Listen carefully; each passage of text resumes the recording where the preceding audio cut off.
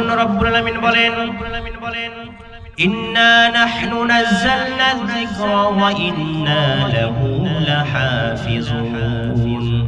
আল্লাহ বলেন এই কোরআনটা আমি নাযিল করেছি এবং এর সংরক্ষণের দায়িত্ব আমি আল্লাহ নিজ হাতে নিয়েছি।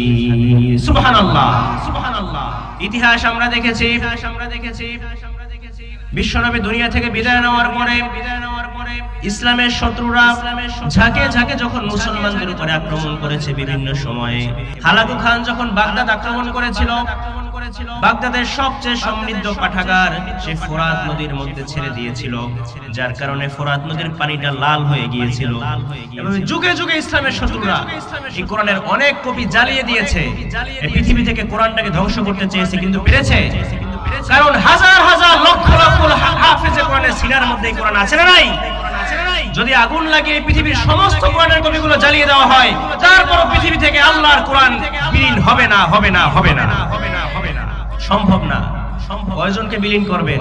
কয়জন হাফেজে কোরআনকে ফাঁসিতে ঝোলাবেন? লক্ষ লক্ষ হাফেজে কোরআনের সিনার মধ্যে কোরআন আছে, কারণ এই কোরআনটা সংরক্ষণের দায়িত্ব নিয়েছেন কে?